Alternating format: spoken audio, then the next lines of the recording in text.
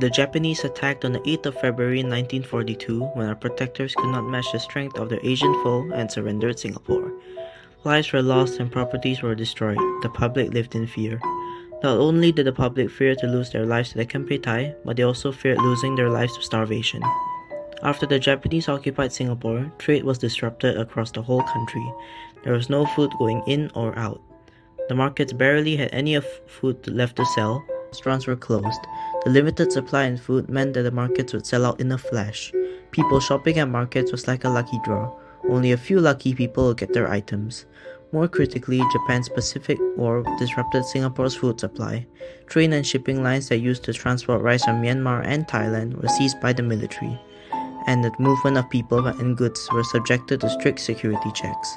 At the same time, traditional rice-growing cycles were affected by the war, leading to a reduced supply at the time when the need was greatest. At the start of the occupation in 1942, the Japanese seized the food stocks that had been set aside by the British. The appropriated stockpiles were reserved for Japanese military use, with a smaller portion set aside for the general population. Pre-war Singapore hosted small enterprises producing such foodstuffs as soya sauce, noodles, tofu, bean curd, bread, biscuits, and confectionery, all of which depended on imported ingredients.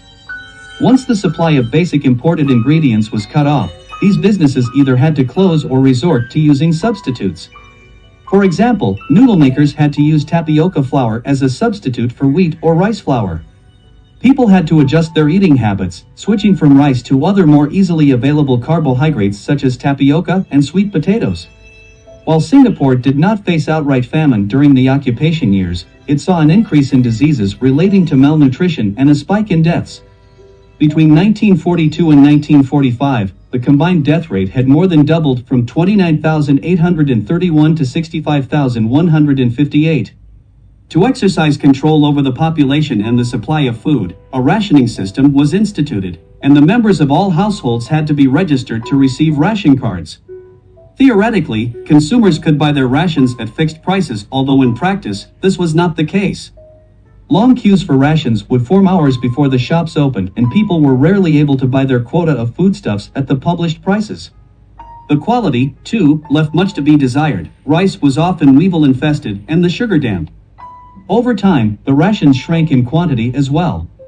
The rice ration, for instance, started at 20 katas, about 12 kilograms, a month per person, dropping to 8 katas for men, 6 katas for women and 4 katas per child towards the end of the occupation. Even then, people were not allowed to buy the full month's entitlement all at once, but had to queue for them weekly or whenever new supplies were available. Food became cash in the war economy. It became the practice for big companies to provide lunch for the staff as part of their wages. Another form of cash were the vouchers that were given out for various things. Especially valuable were vouchers for cloth and clothing. Couples who registered with the military government their intent to marry were given cloth vouchers that could be exchanged or sold for something else. To make matters worse, the Japanese administration printed more banana money to fund its war expenses. The value of the notes plummeted in value, made all the worse by the rise of counterfeit money. Spiraling prices meant that one had to carry large bags of notes just to buy the smallest items. Consequently, inflation would shoot up 25% per month. So, by the end of 1945, a dozen of eggs had increased from 24 cents to a whopping $120. Furthermore, many people who survived the occupation had no choice but to turn to the black market for much sought-after medicines, tinned milk for babies, and better food for the sick, among other goods. The black market was the only recourse as people began to release their hoarded stockpiles to get their hands on other essentials they needed. Black market trading was dangerous territory. If a nasty or desperate neighbor reported unusually lavish food consumption or the sudden availability of scarce medicine, the household could expect a visit from the dreaded Kempeitai, who paid for such inside information with cash or food. To develop self-sufficiency, the Japanese administration held exhibitions that taught people how to cultivate their own food. Seeds for crops were sold cheaply or given away. Radio Rationing broadcasted talks about food cultivation, and detailed instructions were published in the daily newspaper, the Rationing Shimbun. All fruits, even tropical varieties such as rambutans, durians, and mangosteens, were considered a luxury as fruit trees took time to mature, and when they produced fruit, it was only seasonally. There were several issues with developing food sufficiency in Singapore.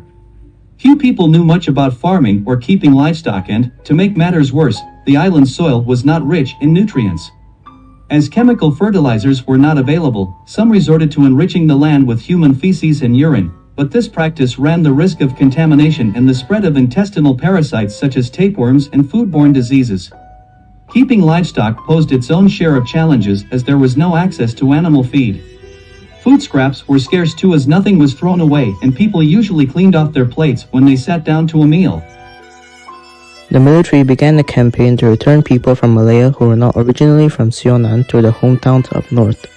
They were soon joined by residents from Singapore who, out of their volition, also traveled north to stay with their relatives in Malaya, where there was easier access to homegrown rice and food. To reduce the pressure on food supplies, the Sionan administration began resettling people outside Sionan to makeshift villages. On the 12th of September 1945, the flag of the rising sun had fallen and returns the British flag to its rightful position. Trade was restarted, which meant that supplies of food returned to its necessary level. We continued to thrive and grow, and if you want to see how it went, take a look outside.